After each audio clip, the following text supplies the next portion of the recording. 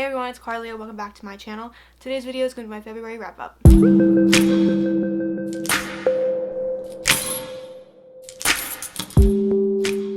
So let me just adjust the elephant in the room. My cheeks are really fucking fat because I just got my wisdom teeth taken out on Friday. And here I am filming for you guys. Pre-filming to be exact, because I need to get videos up and I'm not letting my wisdom teeth and my swollen face stop me from doing that. So I apologize if I stutter over my words and I look ugly. I am trying my best here.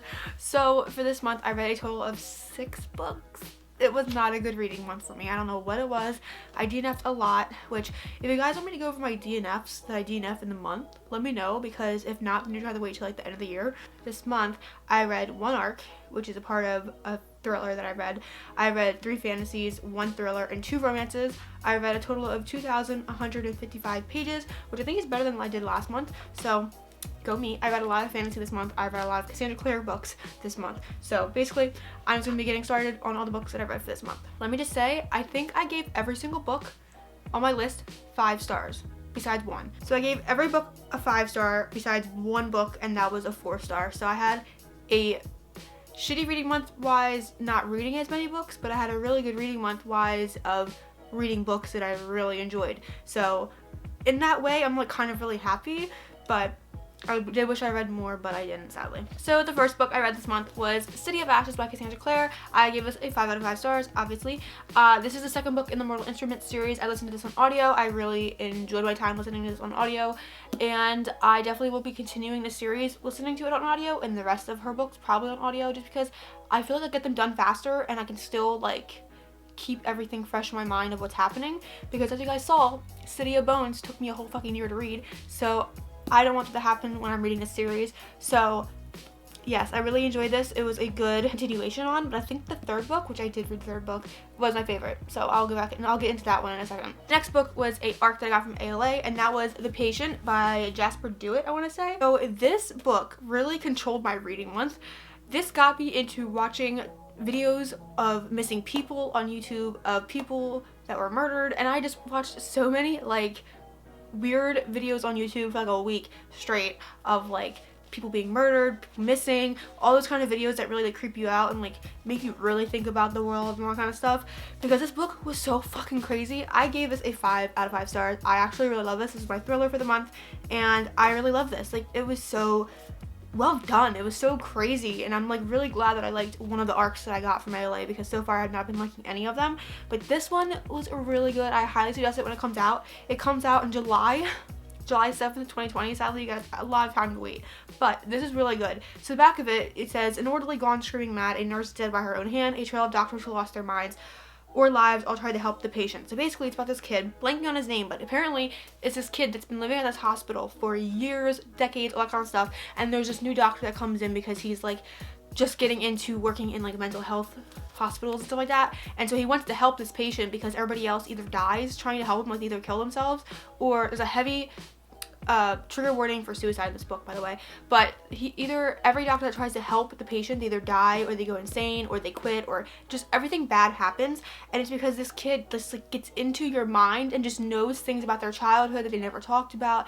This kid is so crazy. Like, he grew up here from like a baby to like my age, which is like crazy, because like he lived here, he's kind of just like allowed it at this point because everyone thinks he's insane, and so the doctor like goes in and tries to help him, but then it's just insane what happens. So it's kind of like written in a way that this guy is like writing on like a forum. So he's like, it's not in like a text type, but it says it'll say like March 18th, 2008, and he's like talking to people, like reading on his forum, like kind of like Tumblr or like forums, where he's talking and like explaining his story. So it goes from like the past to the present and how it made him feel, and him having to remember everything that happened while he worked there and how it affected his life and stuff like that. It felt like it was real. For a second, I thought it was. I had to look through it a little deeper to realize this is actually fake and this is not real, that this is just a really fucking crazy thriller that really gets deep into your mind. So this was amazing. I really enjoyed my time with this. I would so reread this again.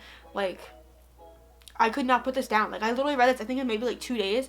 Like, it's not even that long of a book, but like I just kept wanting to read and read and read and figure out what happened. It was just so well done. I just can't even like explain it enough. It was just a really fucking amazing book. The next book is another arc, I guess you could say. I don't know if this is already out, but I don't think it is. I also got this from ALA, and that is Faithless Volume 1 by Brian Azzarello and Maria Lovett. So this is like my fantasy, I guess you could say, my fantasy of the month too, because I just wrote it down as a graphic novel, but I don't really know if it's fantasy because it has like magical elements to it, but it's also an graphic novel. So I'm trying to say. I gave this 4 out of 5 stars. So this is the one that I really didn't give 5 stars, but this one was just so weird. I feel like graphic novels are so weird nowadays. Like, you just don't understand them. But I really can't even explain it. It's like just basically about these 2 girls, and they like hook up, and then like her dad gets involved and he hooks up with her too. The girl like goes away. It's like a very like open relationship in this, and it's just kind of weird. And like I feel like this girl has like magical powers, and it's just a lot of like dicks and vaginas and boobs and all that kind of stuff. So like it's very erotic. So let me just take a little peek. See, I was supposed to buddy read this with the girls that I went to ALA with, but I could not wait. I've been really dying to read this, but I love this. So it says Faith likes to dabble with magic. Her friends think it's cute, but it's a little off-putting. So I think it has to do with magic and a girl named Faith. So that's that. I really just didn't get too much out of this, so I don't know if I have to continue on with it or what's the case, but like, yeah, I don't know. Next book I read was City of Glass by Cassandra Clare, and this one I loved the most.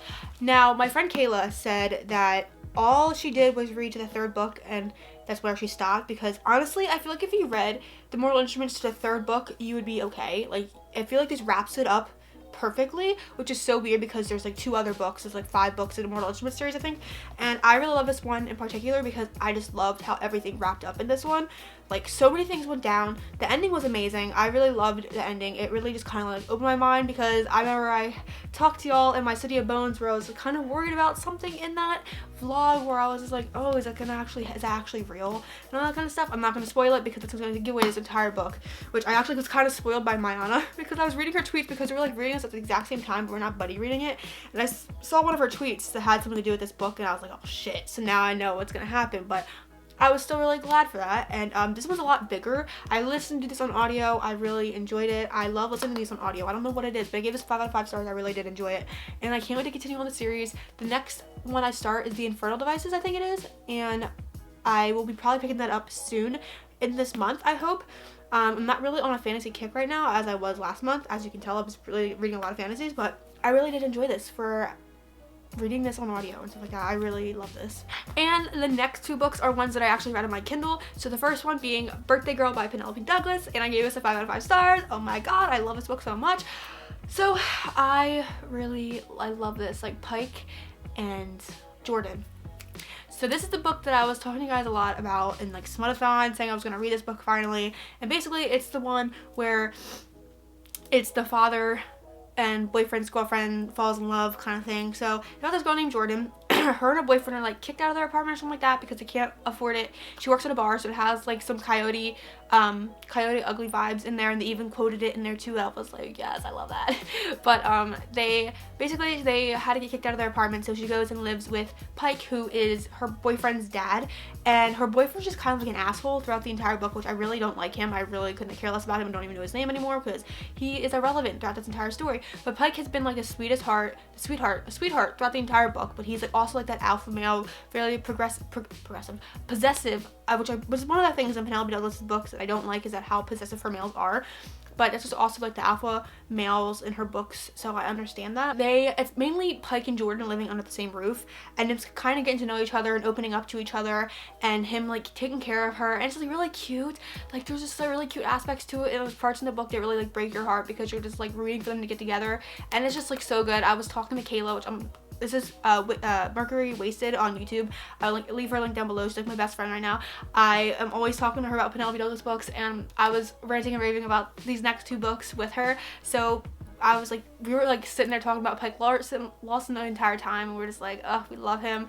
And I would seriously not be mad if Penelope Douglas actually decided to write a sequel for this book, because I would love that. I doubt she will, but it would be amazing if she wrote another Birthday Girl, because this book was amazing. I'm mad that I waited so long to read this, just like how I felt with Punk 57. Like, I love that book too, and I took so long to read it, but now that I did, I really loved it, and I'm so happy. Which brings you into my last book, which I read, Corrupt by Penelope Douglas. I know, I read so many Penelope Douglas books this month. and I'm so happy I did. I give this a 5 out of 5 stars. I listened to this one on audio actually, and I'm really glad I did because it was a really good book, and it's a series of Penelope Douglas's. I don't know what this series is called, but there is a second book that I'm actually planning on starting this month as well. I don't really know how to explain this. This is a really like fucked up book. When I was like probably from the beginning to the middle, I was kind of like, I don't think I'm gonna like this book. I really don't like it. And towards the end, I don't know what snapped in me, but it was like a fucked up bone in my body that snapped and was like, okay, yeah, I love this book, bro. But it was like really good because I was like talking to Kayla, and like my Anna was like commenting on my post. She was like, oh, I wonder what you're gonna rate this. And I was like, I know, me too. I really don't know what I'm gonna rate this, but surprisingly gave it a 5 out of 5 stars. Like I really did enjoy it. It's a really fucked up, twisted book, and I can't really give too much of the premise away because it kind of gives away the entire book is what it's based off of. But it's basically about these 4 guys, Damon, Kai, Michael, and Will. They are like these guys that are very like wealthy and popular, and they're known as like the Horsemen or something like that, and they wear masks and they do a lot of pranks and bad things, I guess you could say.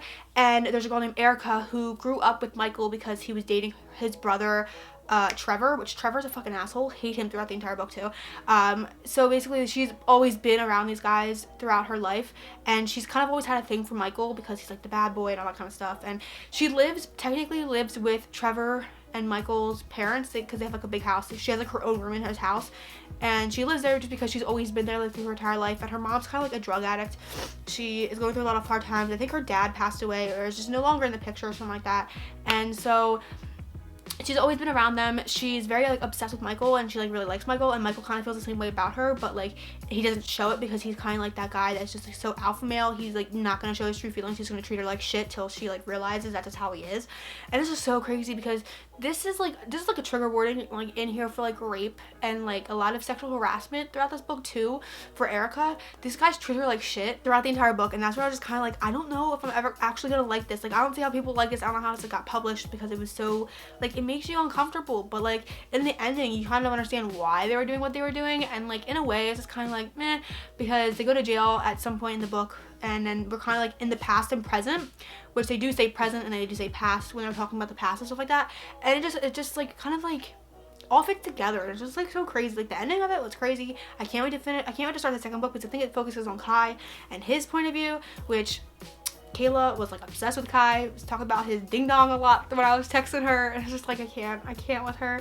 But it was a really good time. Like it really just kept you on the edge of your seat, and just so many different things kept happening, and it was just like crazy. Like I remember finishing it in my bed because I was just like, okay, I only have like 2 hours left. So I sat there in my bed, finished it, and I was like, holy shit. Like I posted on Twitter my reaction to one of the sex scenes because there was like a sex scene in there at the end. It was really fucking crazy.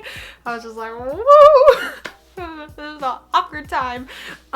So yeah, I really like that book. I'm definitely going to be continuing on the series for sure. So I hope you guys enjoyed today's video. I know this was a really short wrap up, I guess, compared to my other ones, but I feel like I have to go more in depth with these books because I really did enjoy them so much, and like I can remember them still. So yay me. I'm hoping March I will have a bunch of more books because I do have a pretty large TBR of books that I'm reading, either for Backlist-a-thon or just ones that I picked from my TBR jar, which I will leave up my TBR jar for March in the cards, wherever that is, and you guys can watch that. So I hope you guys enjoyed. If you did, give it a big like, subscribe down below, join the family, and I'll see you on my next video. Bye guys.